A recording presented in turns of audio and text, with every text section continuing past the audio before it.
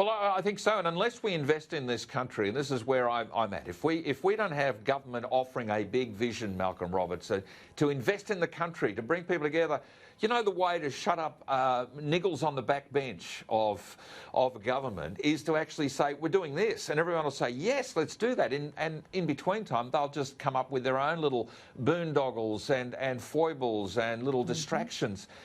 Water is critical in my view, so is power and getting some clear narratives, but getting a plan going, Malcolm Roberts, is critical. Yeah, I agree with you very much, Gary, because there are three things the government really needs to be responsible for. The first is managing the economy today, cost of living. That interests people. The second thing is security. That's the quality and the risk of living. And the third one is the future. And that involves building a productive capacity that will take care of the future generations, the people who aren't born yet as Australians, people who aren't here yet as Australians. And so what we've seen now is an incredible shift to Canberra. And that has destroyed accountability, whereas we used to have that built into our constitution through competitive federalism. We had an open market between the states, and that was a wonderful thing for all areas of government. We had competition, we had responsibility. That's been destroyed. But you're absolutely correct, Gary. We need a vision for the whole country. We don't need to map out all the details now, just so long as what we start building now in the way of infrastructure for the future doesn't impact what could come later on. That's all we need to do. Just get on with it, as we said privately. Just get on with it, start building the productive capacity of the future. Most of the infrastructure in Australia today, for example in Sydney, was built in the 1920s and 30s. Yeah. And the Warragamba Dam was finished the year I was born, 1960. So, you know, any wonder it's now still not quite capable of handling the kind of load that Sydney is compared to how it was back in the years that I burst forth. Look, Bronwyn, I also think as a Queenslander, I'm very conscious of some of the nonsense that's being peddled. I'm sure Malcolm Roberts will have his view on it as well. But I'll go to you, Bronwyn. I mean, you've got Paradise Dam. They're now spending money to try and work out basically how to deconstruct a dam to flush more fresh water out into the ocean as a result of emptying a dam, because that was, it was a dodgy job that was built. You've got people who are saying the Great Barrier Reef is bleached, and that's from freshwater outflows. By the way, if you built more dams, the freshwater outflows wouldn't be there. But they're saying, oh no, the ocean's bubbling. I had a visitor in our house this week from Scandinavia, sort of a Viking cousin kind of thing, and they said, oh, isn't the Barrier Reef dying? I mean, this is killing our tourism industry. You want to talk about coronavirus? This sort of green virus is buggering up our messaging internationally. Well, yes, it is. But let me say about the Great Barrier Reef, how many decades now have we had these doomsayers saying it's going to be destroyed? And it proves pretty resilient. Yeah. I think it's been there a long, long time, and I think it's going to stay there a long, long time. But you are right about the people about the non-productive use of our resources. That's what we're really talking about, isn't it?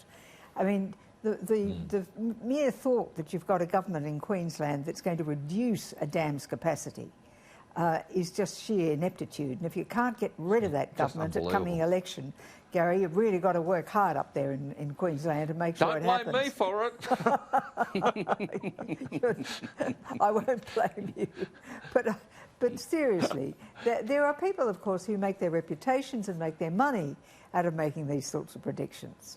How many people have made money out of trying to say the Great Barrier Reef was in trouble? First of all, it was the crown of stars. Crown of thorns starfish. Crown of thorns starfish, that's it. And then it's fertiliser coming out or whatever it is. But I think it's a lot more resilient than people's reputation. But we have to, nonetheless, look after our reputation because of our international visitors who come here and assist our economy with their tourism.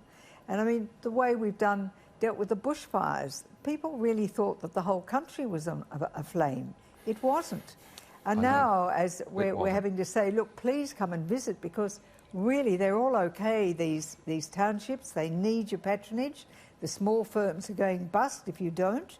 So, you know, we have to be very, very careful, and we have to, all of us, do something that is good for our country. Now, one of the things I'm trying to do at the moment is introduce to this country a new helicopter, should I say. But it's actually a drone. which is the size of a small car, which would be enormously useful for fighting bushfires, for border control, for a whole range of things, which is valuable for our country. Too, I might say. Indeed, it has so many uses, but I'm continually on the lookout for things that can be helpful and useful for our country. Yeah, well, look, I think we all should be. I mean, Bernie, I'm really in awe of Bronwyn going into the com chopper discussion inadvertently there, but God bless you, Bronwyn. But I mean, she got some guts. She is. Bronwyn has brains and vision, and all we need is about another 20 Bronwyns, and we'd be undefeated on every battle. But Bernie, getting Australians out, I mean, we've got to go to Victorian countryside, we've got to go to New South Wales countryside, we've got to go to the far north to spend money on tourism. Every word that's uttered about Australia in the international gaze affects every Australian, because our reputation is being sullied, hell west and crooked right now by the international left. Well, can I tell you that a couple of weeks ago, the entire Liberal National Party here in Victoria, the state parliamentary parties, went to Wodonga, stayed in Wodonga, had our annual conference there. We went to the Tallangatta Footy Club, where we bought our own booze and paid for our own meat. And we met a lot of people who'd been fighting fires. Up until that morning, it was in fact the local centre for the fire relief effort. And we met a lot of the locals, the mayors and people who'd been out fighting the fires. So it was quite an extraordinary experience for those of us, particularly from the city. Bill Tilley, the local member up there, he'd been actually out fighting the fires himself. And he's just a great local member up in Wodonga and around Benambra. He's an ex-copper. He's a good guy, Bill Tilley. He is a top bloke. He is a top bloke, Bill. But you know what we are missing, as you say, is vision. I mean, we have got a premier here in Victoria who said we're not going to build any more dams because it's not going to rain anymore. I mean, we haven't heard that since we haven't heard that since Sandbags Flannery said that a few years back. And you know, and we call him Sandbags because every time he says it's not going to rain, we get floods. I mean, these people have got no idea. I mean, I was caught in a major downpour here in Melbourne the other day, and if Daniel Andrews had been around, he would have been very, very welcome to join me. You know, these people just make it up as they go along. They do. That's well, they do. I've just about had a gutful of them, to tell you the truth. Well, can I say? Well, I've had a gutful too, but I just want to get a comment from Malcolm Roberts before I go to a quick break, just about the Paradise Dam and the Barrier Reef. Tell us why we've got to go to the reef, Senator.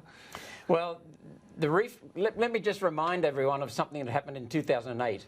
In June of 2008, southeast Queensland and North Queensland and the Territory had record cold temperatures, and the reef bleached. In southern Barrier Reef. The reef bleached because bleaching is an entirely natural event, entirely natural, due to extremes in temperature, entirely natural, and the